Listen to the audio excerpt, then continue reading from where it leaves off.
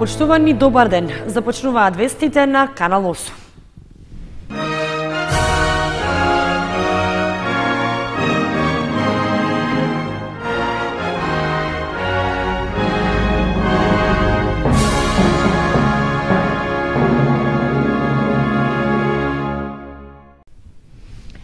Кандидатот за градоначалник на Кучани, подржан од коалицијата на СДСМ Николчо Илиев, организираше пресконференција на која представи дел од проектите што се приоритет во неговата предизборна кампања. При тоа ги нагласи заложбите за подобра инфраструктура, здрава животна средина и отворена и услужна општинска администрација.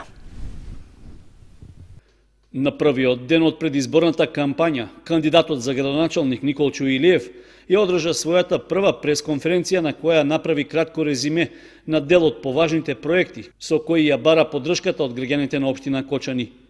Во придружба на кандидатите од листата за советници на коалицијата на СДСМ, Илиев зборуваше за потребата од позитивен амбиент во кој граѓанинот ќе биде на прво место. При тоа истакна оти е неопходно да се работи на проекти за подобра иднина на целата општина. Тоа значи дека ќе градиме по план, ќе обезбедиме инфраструктура за сите, улици, патишта, водоводи, канализации, според потребите на граѓаните, подеднакво и во градот и во селата. При градењето и планирањето најстрого ќе водиме сметка за здрава животна средина. Чистата вода и воздухот не се луксус, туку потреба на сиот жив свет. Јавното комунално предпријатие мора да нуди професионална услуга преку намалени трошоци за граѓаните. Депонијата во Бели да се дислоцира. Должни сме да ги вратиме рейтингот на Кочани како најчист град во државата, да обезбедиме услови за здрав живот за сите. Во обраќањето до граѓаните, Илиев ја нагласи и потребата од заемна соработка и услови за достоинствен живот на сите граѓани. Наша заложба ќе биде да обезбедиме повеќе пари ке граѓаните и општината, да ги здружиме стопанствениците, општината и граѓаните, со единствена цел нови и подобро платени работни места. Честна и одговорна работа ги носи пари директно кај граѓаните. Општината мора да биде отворена и услужна. Граѓаните да учествуваат во креирањето на буџетот, во носењето на одлуки и во контролата на власта. Правилно располагање со приходите и разумно трошење. Честно и одговорно за да има живот за сите. Сега е вистинскиот момент да воспоставиме нови стандарди во работењето и во живењето во нашата општина. Да има живот во Кочани за сите. Јас сум Илиев Николчо, а Кочани е мојата општина. Илиев најави дека во рамки на кампањата и во наредните денови предвидени се негови обраќања до гласачите, преку кои ќе ги представи проектите што треба на општината да ја донесат поразличен квалитет на живење и развој од досегашниот. Пресконференција организираа и од штабот на независната листа за советници на група избирачи, чиј носител е Венко Крстевски. При тоа беше представена иницијативата за проект реконструкција на делот од комплексот Асном и изградба на младински центар.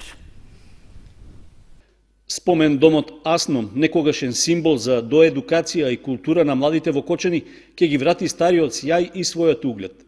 Иницијатива и проект за тоа постојат и со средства од општинскиот буџет можат да се реализираат. Беше речено на пресконференцијата што ја организираше изборниот штаб на независната листа за советници, носител Венко Крстевски. Мултифункционален младински центар е проект кој ќе биде финансиран од едната локална власт со дотација од 5% од вкупниот буџет на општина Кочани за младински политики и проекти на младите. Центарот ќе поседува канцеларии, сала за пресконференции и простор кој ќе биде бесплатно отстапен за настап и проба на бендови, диџеи, актери, сликари, уметници за успешно реализирање на нивните потреби. Музичката школа ќе добие дополнителна финансиска помош и ќе биде обезбеден простор за коворкинг. Младинските организации ќе добијат простор за зајакнување на нивните капацитети и пренесување на нивното знаење на младите. Рашков рече дека тие се залагаат за поголема ангажираност и вклучување на младите во носењето одлуки, што се од нивен интерес. Преку Младинскиот центар во Советот на општина Кочани ќе извршиме реизбор на нови членови на локалниот младински совет и ќе го ставиме во функција во транспарентна постапка со претходна консултација на сите младински организации и младински работници во градот. Идејното решение за нов изглед на објектот ќе биде доделено на студенти и неодамна дипломирани архитекти од општина Кочани со цел да го валоризираат своето знаење и труд во објект кој ќе биде од големо значење за младата популација во градот. Затоа, обраќајќи се кон сите вас кои со доцени очекувате независна граѓанска иницијатива за општествена самообнова, ви информираме дека ќе вложиме максимални напори вашите идеи и вашите желби за едно поинакво и поубаво Кочани да станат реалност, да си подадеме рака за нашата општина, за нашето драго Кочани. На пресконференцијата што организираше изборниот штаб на независната листа за советници носител Венко Крстевски, беше речено дека преку европските образовни програми и мобилност постои можност за доедукација преку процесот на неформално образование на учениците од градинките, основните и средните училишта, а со цел подобрување на воспитно-образовниот процес и образување квалитетни ученици. Кандидатите за градоначалник на Кучани го подпишаа Кодексот за фер и демократска кампања за локалните избори. При тоа ветија дека ќе се залагаат изборите да поминат достоинствено, без навреди и нарушување на изборниот процес. Заеднички седнати на иста маса, тројцата кандидати за градоначалник на Кочани го ставија својот подпис на Кодексот за фер и демократска кампања. Во присуство на членовите на Општинската изборна комисија, гости и представници од медиумите, кандидатите ветија дека ќе се залагаат за легитимни избори, на кои победникот треба да го изберат граѓаните, според понудените проекти во кандидатските предизборни програми. По подпишувањето на Кодексот си подадоа рака како потврда на заложбите за мирен предизборен процес. Во рамки на средбата, Николчо Илиев, кандидат за градоначалник поддржан од коалицијата на СДСМ, на своите против кандидати им подари фотографија од Кочани со порака за фер и коректни избори, додавајќи дека во својата кампања во прв план ќе ги има граѓаните, при што ќе зборува за проекти и за подобра иднина на градот и општината. Ова е историска шанса да покажеме дека во Кочани и во Македонија можат да се направат фер и демократски избори без навреди, без повреди. Позитивна кампања нудам и ќе ја водам целата кампања позитивно. Исто така очекувам и дека од моите против кандидати една таква фер кампања. Ние сме сограѓани, денеска се гледаме, ќе водиме 20 дена на позитивна кампања, меѓутоа после кампањата и после изборите постојат исто така денови кога треба да си подадеме рака, треба да испиеме едно кафе заедно, да се посоветуваме и да градиме една добра клима за понатамошна соработка. Ние носиме исто така историската улога да допринесеме за помирување на граѓаните и за намалување на поларизацијата на политичките партии. На подпишувањето на Кодексот за фер и демократски избори, своите ветувања дека ќе водат мирна кампања ги пренесоа и другите двајца кандидати за градоначалник на Кочани. Ја користам денешната свечена прилика за да порачам на сите наши граѓани, на сите наши гласачи, на сите оние кои што имаат живеалиште во општина Кочани, дека продолжуваме со она што стана традиција во Кочани, да имаме фер и демократски избори. Ќе имаме една позитивна и позитивистичка кампања, ќе ги понудиме нашите идеи, ќе ги понудиме нашите досега реализирани проекти, оние кои што треба да се реализираат за доброто на граѓаните на Кочани, и сакам да им порачам дека како представник на ВМРО ДПМН ќе бидам и понатаму за тоа да бидат сите проекти за граѓаните на општината Кочани. Кога ќе завршат изборите, продолжуваме да работиме сите за она што го реков, за општото добро на Кочани. Сметам дека со самото подпишување на Кодексот за фер и демократски избори, дека изборите во општина Кочани ќе бидат досега најрегуларни, најфер, спроведени без никакви притисоци од страна на поголемите политички партии. Социјалдемократската партија е мала политичка партија, но досега покажала одредени успеси во општина Кочани. Сме имале свој советничко место освоено. Сега се надеваме на фер и демократски избори, па на самите сограѓани ќе одлучат за кого ќе го дадат својот глас за општина Кочани водат во наредните 4 години. На крајот од подпишувањето на Кодексот, тројцата кандидати имаа кратко дружење. Во опуштена атмосфера поразговараа за начинот на кој планираат да ја водат кампањата.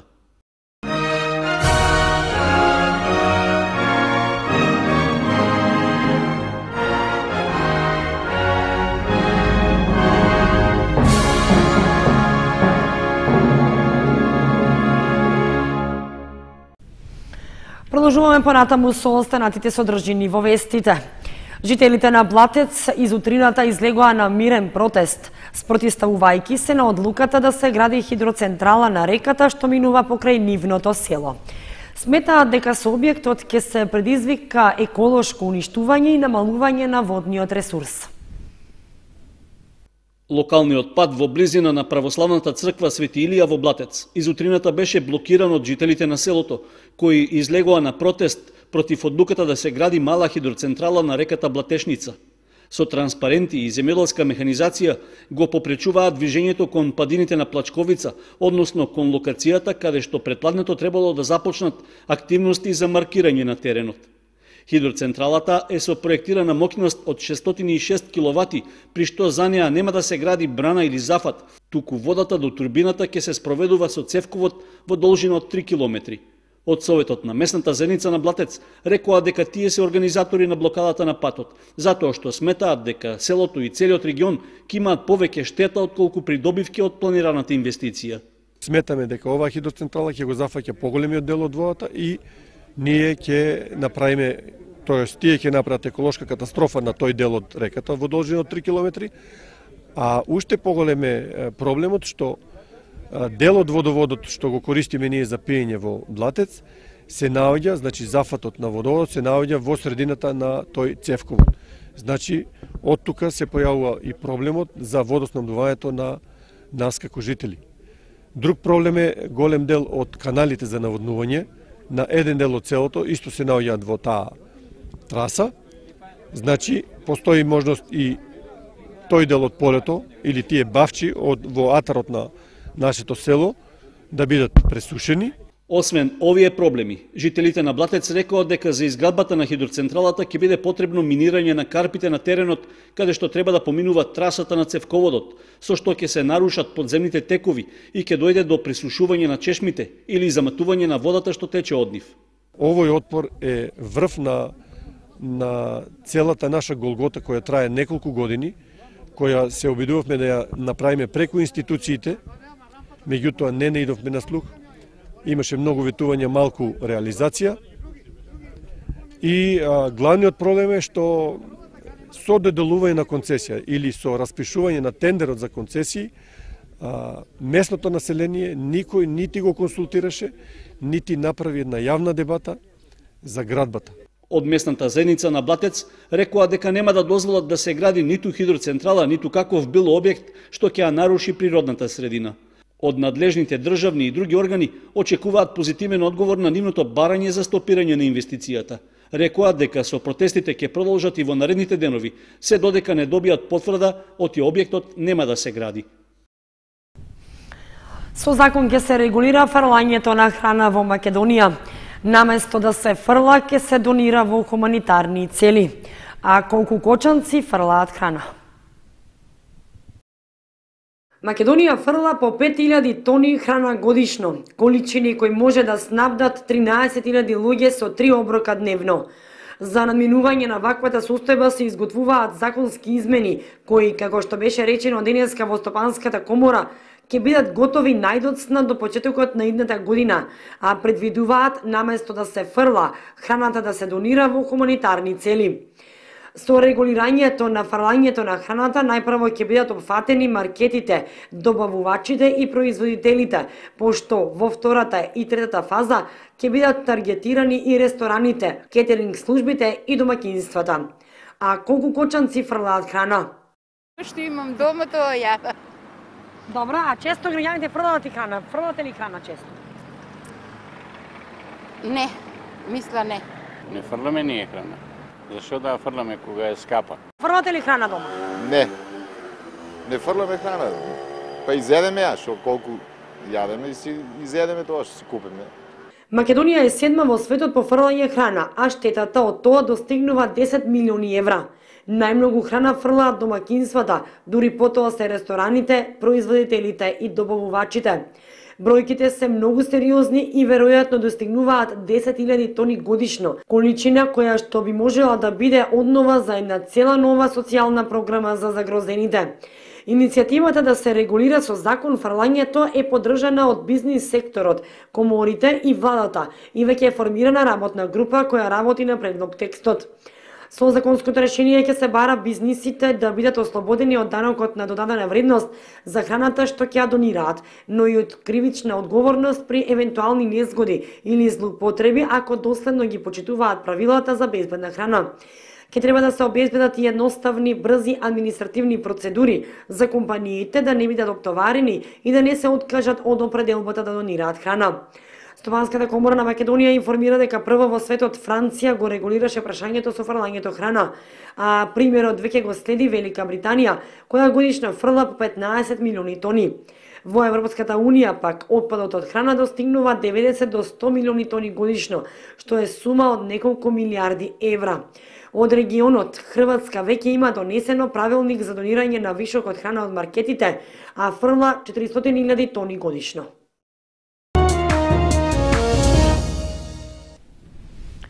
Годишно собрание на манастирот Добра вода во Оризари организираше црковниот одбор по свечената литургија, што се одржа во неделата наутро. Се правеше резиме на досегашните и се договараа активностите што следуваат. Секоја година истите проблеми. Приоритет е да се направи патот до манастирот Добра вода во Оризари, како и конаците. Завршена е изградбата на кујната, беше речено на годишното собрание на манастирскиот комплекс, кој што во неделата наутро го организираше црковниот одбор. Сите кои учествуваат во изградбата и на некој начин помагаат во манастирот, се собраа заеднички да ги договорат активностите што ќе следуваат за обнова на манастирот, како и да се направи резиме на досегашните активности за негова доизградба.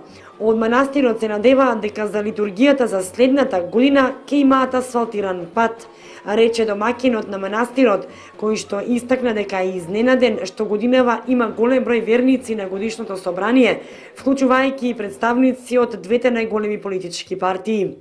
Нашите постари што се били, што се работили през годината, секој време, тука се давале очет, привидејќи сега и се давале манџички ту ручок, привидејќи ние се ни доле вршат тие сметките и се да не изгубиме таа традиција, ние се даваме тука у септембар месец при крајот тоа редовно вишување, таа традиција да не ја заборавиме и се на понатаму да биде се подобро и подобро. Секој година се повеќе доваѓаат народ верници и се побој и побој. Сега на оваа средба, на оваа годишно собрание, од секој година сасвим изненадени дека превише верници доа, а до годин да бидеме живи и здрави, повеќе да доаѓаат, још повеќе, се повеќе и повеќе. Ние секој година апелираме до општината Кочани и Советот да патот, оти види, се патовето, сите знаете, патове се прават за народ. Сите имаат сега верници коли, сите сакат, а пато ни е за на никаде. Тоа е 2 километра пат, треба да се асфалтира и чим се асфалтира верници повеќе ќе доаѓаат и побој. И сега колите се помодерни, сега знаете како е. Манастирот е поддржан од Македонската православна црква, а во неделата беше отслужена и света божествена литургија. Иселеници од Оризари кои долги години живеат во странство, годинава дадоа и донации за манастирот.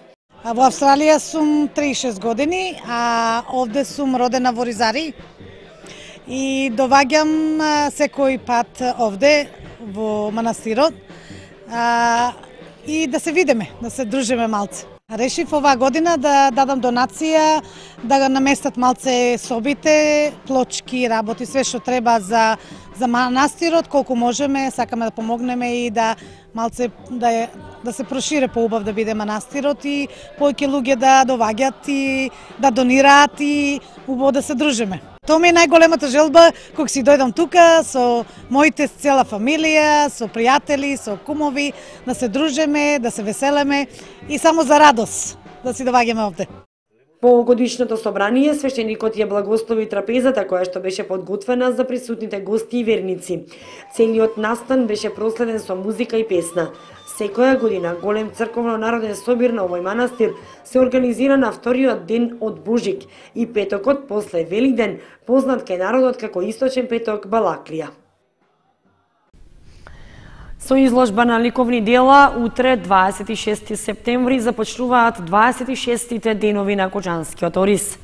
Промоции на книги, ликовни изложби и избор на жетварска убавица, обичај за жнејување, се дел од содржините и во годинешната културно-стопанска манифестација. Од утре, 26 септември, започнува 26-то издание на најголемата културна манифестација во Кочани, Денови на Кочанскиот ориз. Манифестацијата ќе започне во 19 часот со изложба на ликовни дела на членовите на школата за цртање и сликање, што ќе се одржи во фоајето на Центарот за култура Бели Мугри. Следниот ден е предвиден за 2 книжевни настана. Промоцијата на монографијата Горни подлог низ историјата од Илија Стојанов, која што ќе се одржи во дворот на црквата Свети Јован Крстител во Горни подлог, а во 18 часот во летната бавча на библиотеката Искра ќе биде промовирана збирката Раскази говорот на срцето од Славица Цветкова. В четврток на 28 септември во 19 часот во Центарот за култура Бели Мугри Народниот театар од Штип ќе прикаже представата Отворач на конзерви. На 29 септември во 20 часот во Центарот за култура Бели Мугри ќе се одржи традиционалниот избор на жетварска убавица, на кој ќе настапи атрактивната музичарка Сара Меис. В петок во 11:30 во трговскиот центар во Кочани ќе се одржи веломитинг, а кошаркарскиот клуб Баскет Дино во спортската сала во Кочани ќе организира турнир во кошарка за младинци. В сабота на 30 септември во туристичкиот инфоцентар на Пониква ќе се организира прием на делегациите гости на манифестацијата. Од 11 до 18 часот на летната сцена ќе се одржи културно-забавна програма под мотото "Знаеме, сакаме, твориме во чест на Оризот", на која ќе настапат музички, ритмички, фолклорни состави и ансамбли, а учество ќе земаат и децата од детската градинка Павлина Велјанова и учениците од основните и средните училишта од Кочани. За време на оваа програма покрај кеот на Кочанска река на штандови ќе се представат институции и издруженија. Меѓународниот фолклорен концерт ќе се одржи во салата на Центарот за култура Бели Мугри со почеток од 19 часот, а од 21 часот во трговскиот центар публиката ќе забавуваат Игор Џамбазов и Гуру Харе.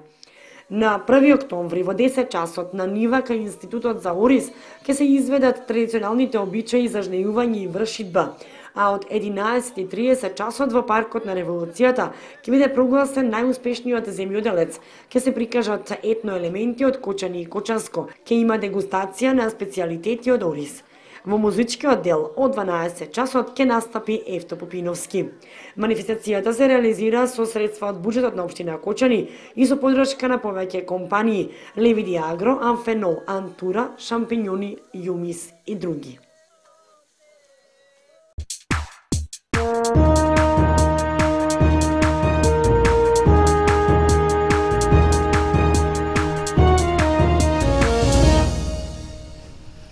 Следува информацијата од спортот.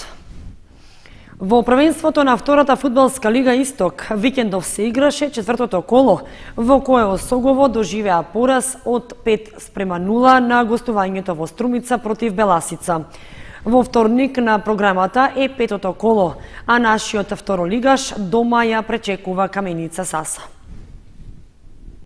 Во саботата се одиграа надпреварите од четвртото коло во првенството на втората фудбалска лига Исток, во кое, како што се очекуваше, второлигашот Осогово имаше тешко гостување во Струмица против лидерот на табелата Беласица. Гостите во Кочани се вратија без бодови и со полна мрежа голови. Домакините биле немилосредни и со подобра и понадмокна игра ги совладале жолто-сините со 5:0. Со тоа, уште еднаш Беласица потврдува дека со право уште од сега се смета за главен фаворит за освојување на шампионската титула и за пласман во прволигашкото друштво.